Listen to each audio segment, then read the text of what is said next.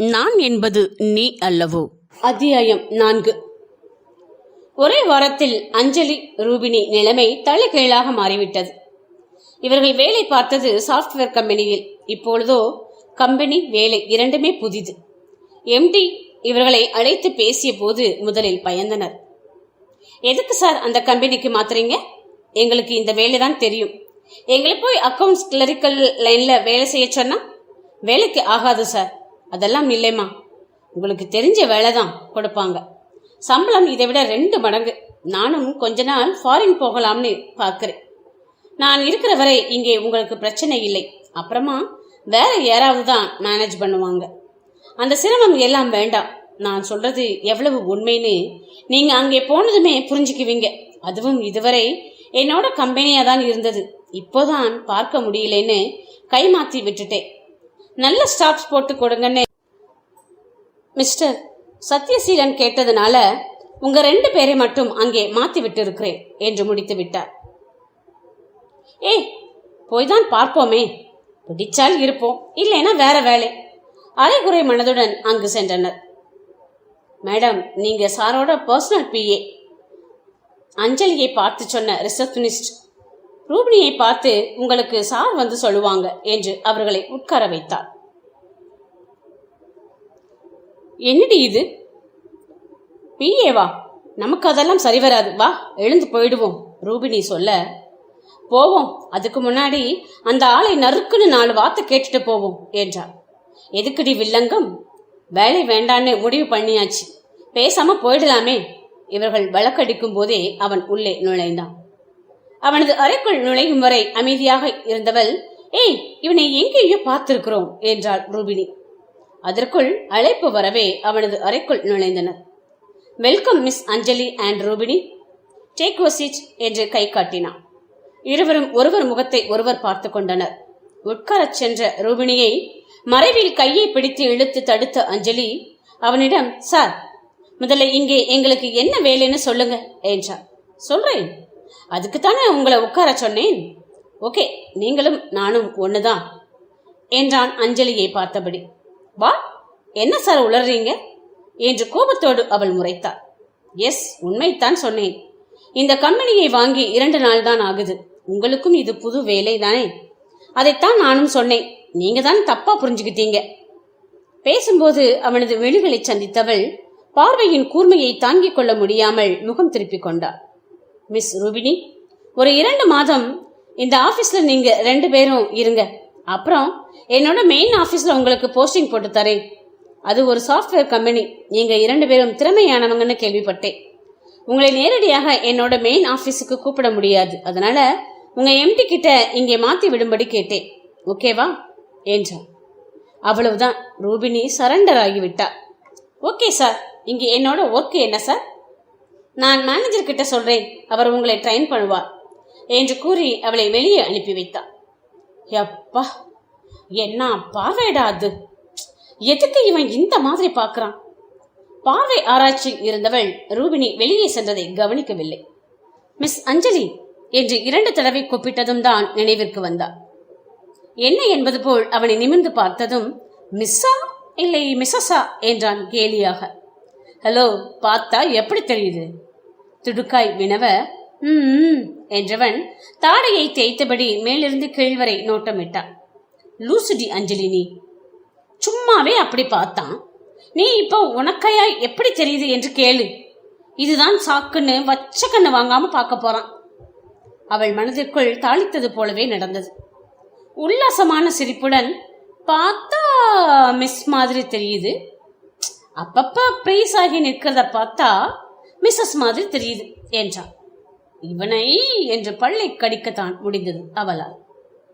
எதுக்கு தேவையில்லாத பேச்சு? என்னோட வேலை என்ன என்றாள் மெடுக்காக. இப்போதைக்கு இந்த கம்பெனியில் என்னோட பிஏ. என்னவெல்லாம் நீங்க பார்க்கணும்னு மேனேஜர் சார் சொல்லுவார் என்றவன் இன்டர்காமில் மேனேஜரிடம் தகவல் கூறினான். ஒரே வாரத்தில் இருவரும் சாஃப்ட்வேர் சொல்யூஷனுக்கு மாற்றப்பட்டனர். ரூபினி புரோகிராம் ஹெட்டாக பொறுப்பெடுத்துக் கொள்ள அஞ்சலிக்கு மட்டும் அதே பிஏ வேலை என்று ரிசப்ஷனிஸ்ட் கூறினார். ஏன்? பழைய பிஏ மேரேஜ் ஆக போகுதுன்னு ரிசைன் பண்ணிட்டாங்க. புதுசா ஆள் எடுக்கிற வரைக்கும் உங்களுக்கு அந்த பொறுப்பு என்று அவள் சொல்லவும் மறுக்க முடியவில்லை. வேலையும் எளிதாக இருந்தது. எம்டியின் சந்திப்புகள், தபால்கள், அதற்கு பதில்கள் தயாரிப்பது, முக்கியமான விவரங்கள் எடுத்துக் கொடுப்பது என்று அவரது நிழலாக செயல்பட வேண்டிய வேலை. இங்கும் தனது வேலையை பொறுப்புடன் கையாண்டார். அவனது அறைக்கு பக்கத்திலேயே அவளுக்கு டேபிள் சேர் என்பதால் அவன் உள்ளே நுழையும் போதே தெரிந்துவிடும். வேக நடையில் அவன் வருவதையும் அனைவரின் வணக்கத்தையும் தலையசைப்புடன் ஏற்றுக்கொள்வதையும் கவனித்தார். ஆள் அழகாகத்தான் இருக்கின்றான், அதான் ரூபினி சைட் அடித்திருக்கிறார் என்று எண்ணும் போதே, ஏன் நீ அடிக்கலையா சைட்டு என்று அவளது உள் மனது கேள்வி கேட்டது. அவனது திறமையும் வேலை செய்பவர்கள் என்று நினைக்காமல் அவர்கள் மீது காட்டும் அக்கறையும் அவர்கள் அவனை கொண்டாடுவதற்கு காரணம் என்றே புரிந்து கொண்டார். முதல் நாளுக்கு பிறகு அவனிடத்தில் தேவையில்லாமல் வாயாடுவது இல்லை. மதியம் ரூபினியுடன் சாப்பிடும்போது மட்டும் அவர்களது அரட்டை தொடர்ந்தது. ஏய், அந்த ஆபீஸ்லாவது நினைச்சா உன்னை பார்க்க முடிஞ்சது, இங்கே எம்டியை பார்க்க வந்தாதான் உன்னை பார்க்கலாம் போல இருக்குது. குறைப்பட்ட தொழிலையை சமாதானப்படுத்தினார். அதான் இப்போ மீட் பண்றோமே, விடு. அம்மா உடம்பு எப்படி இருக்குது ரூபினி? இப்போ பரவாயில்லை, ஆனால் ஆபரேஷன் பண்ணித்தான் ஆகணும். பணம் ரொம்ப செலவாகும் போல இருக்கு. என்ன செய்யறதுன்னு தெரியல. உங்க அக்கா ஹஸ்பண்ட் கொடுத்து உதவ மாட்டாரா? நீ வேற, அதெல்லாம் ஒரு வழி பாதை, இங்க இருந்து மட்டும்தான் போகும், அங்கிருந்து வராது. எவ்வளவு வேணும்? 2 சொல்லி இருக்கிறாங்க, என்கிட்ட 1 இருக்கு. மீதத்திற்கு லோன் போடலாம்னா புது ஆபீஸ், எப்படியும் 6 மாசம் ஆகாமல் லோன் போட முடியாது. கவலை அவளது முகத்தில் தெரிந்தது. சமாளிக்கலாம், விடு, நான் ஏதாவது ஏற்பாடு பண்றேன். மறுநாள் தோழியின் கையில் பணத்தை கொண்டு வந்து கொடுத்தாள். ஏதுடி என்று கேட்ட தோழியிடம், அதெல்லாம் உனக்கு எதுக்கு, முதல்ல அம்மாவை கவனி என்று ஆறுதல் கூறினார். என்ன விஷயம்? உங்க ஃப்ரெண்டு கூட ரொம்ப சீரியஸாக பேசிட்டு இருந்த மாதிரி இருந்தது. ஆமா சார், அவங்க அம்மாவுக்கு ஆபரேஷன் பண்ணணும், 3 நாள் லீவ் வேணும்னு சொல்லிட்டு இருந்தா. தொழிலுக்காக அவளை பேசினார். ஓகே, எடுத்துக்க சொல்லுங்க என்று அனுமதி கொடுத்தார். ரூபினி இல்லாததால் சாப்பிட போகாமல் வேலை பார்த்து கொண்டிருந்தார். சாப்பிடலையா? உங்களோட லஞ்ச் டைம் வந்தாச்சே என்று கேட்டார்.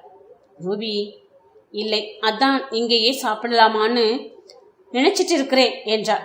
ஓ, நான் இருக்கிறேன்னு டப்பா திறக்கலை, எனக்கும் இன்னைக்கு லஞ்ச் வந்திருக்குது, சாப்பிடலாமா என்று கேட்டார். ஓகே என்றதும் அவனது அறையில் சுவரில் இருந்த இன்னொரு திரையை விளக்கினான். அங்கு ஒரு கதவு தெரிந்தது.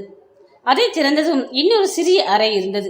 அங்கு சாப்பிட வசதியாக டேபிள், சேர், வாஷ் பேஷன் என்று எல்லா வசதிகளுமே இருந்தது. உட்கார் என்று அவளுக்காக ஒரு சேரை நகர்த்திவிட்டு தானும் அமர்ந்து கொண்டான். ஒருவித தயக்கத்துடன் அமர்ந்து இருந்தவளிடம், அஞ்சலி, உன் வீடு எங்கே இருக்கு?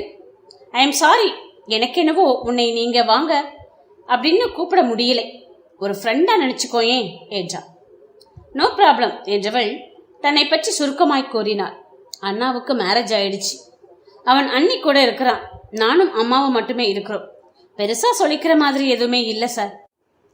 எனக்கு அம்மா, அம்மாவுக்கு நான். எனக்கு ஆபீஸ் விட்டா வீடு, அம்மாவுக்கு சமையல், அப்புறம் சீரியல் என்ற சராசரி வட்டத்திற்குள் உள்ள வாழ்க்கை அது. ஆனால் சந்தோஷமாக இருக்கிறோம். அம்மா மட்டும் எப்பவாவது தன்னோட மகன் ஞாபகம் வந்தா புலம்புவாங்க. அவர் உங்களை வந்து பார்க்க மாட்டாரா? தெரியலை, இதுவரை 2 தடவை வந்திருக்கிறான். முதல் தடவை ஏதோ எடுக்க வந்தான். நேற்று அன்னைக்கு வளகாப்பு வச்சிருக்குதுன்னு வாங்கன்னு பத்திரிக்கை கொடுத்துட்டு போயிருக்கிறான். போகவா வேண்டாம்னு ஒரே குழப்பமா இருக்கு. ஏன்? அங்க யாரையுமே தெரியாது. 2வது, அவங்க எல்லாம் நம்மை திரும்பி கூட பார்க்க மாட்டாங்க. நம்மளை விரும்பாத இடத்திற்கு எதுக்கு போய்கிட்டு? அதான் குழந்தை பிறந்தப்புறம் நேரா ஹாஸ்பிட்டல் போய் குழந்தையை பார்த்துக்கிடுவோம்னு அம்மாட்ட சொல்லிட்டு இருக்கிறேன் என்றார்.